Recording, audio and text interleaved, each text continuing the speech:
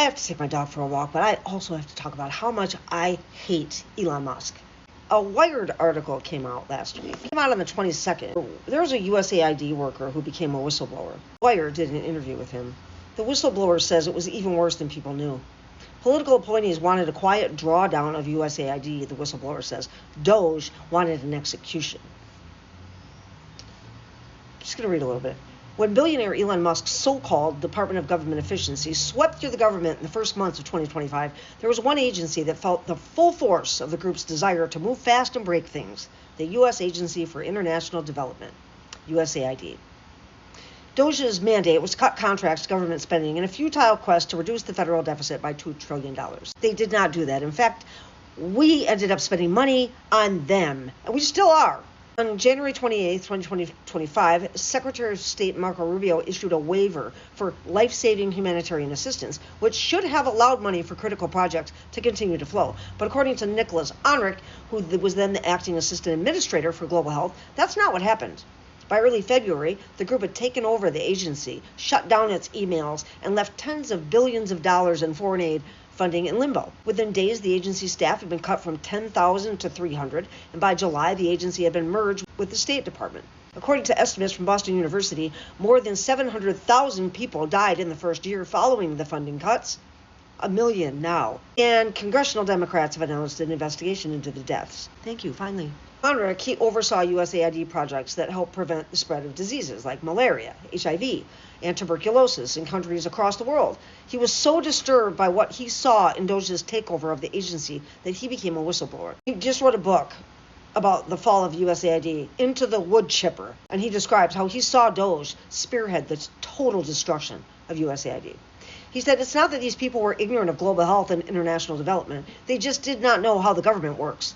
So when they would encounter obstacles, they would spin around in a circle and have no idea how to talk to or where to go.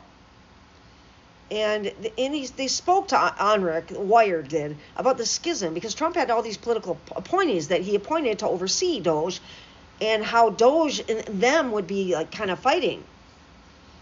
It was terrible. So at the same time that they were trying to shut Doge down, there was an Ebola outbreak in Uganda, and it was a priority for the National Security Council for USAID to respond to. And he said, I was telling these political appointees, you just locked everybody out of the system who would be needed to respond to that. And they would respond to me and be like, oh, no, I'm so sorry. This is Doge. Doge is just shutting people off. And then they have to try to put these people back on the system. Joel Borkert, he was a political appointee from the Trump administration and the agency's chief of staff there. He quite often would just really complain about how Doge was undermining his efforts to smoothly close our agency. He said, I was in a meeting with all these political appointees and a few others and was trying to explain to them what USAID did in global health. This was, of course, after half of the staff had been either fired or put on administrative leave. One of the things I mentioned was that by freezing our malaria program, just before the rainy season starts, in some of the countries where the highest burdens of malaria are, the fact that we aren't able to do the things we usually do to prepare, distributing bed nets, indoor spraying, is going to set us back years from malaria control, which is the #1 killer of children under 5 around the world.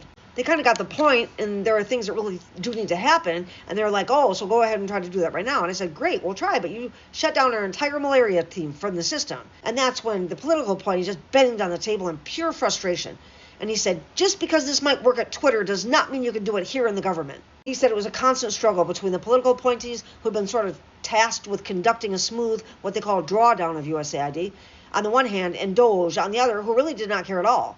There was a freeze on all foreign aid, and there was a waiver for life-saving humanitarian aid. This was kind of Marco Rubio and his team basically saying, yes, we're shutting down USAID, and yes, we're freezing foreign aid, but we don't mean that we're just going to let people die. But Doge was breaking everything, so it was impossible for them to do that. 1 million people at this point have died because of the shuttering of USAID, of totally preventable deaths. They didn't need to happen. But I know that Elon Musk is a rabid white supremacist and is obsessed with the birth rate of white people. He's so much a panderer of the Great Replacement theory that I can't, this is my First Amendment opinion. I think that it was intentional. By the end, this Holocaust will kill 14 million people of deaths that are totally preventable from disease and no access to clean water.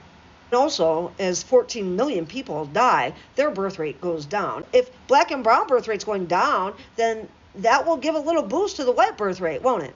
I mean, after all, Elon Musk is a genius.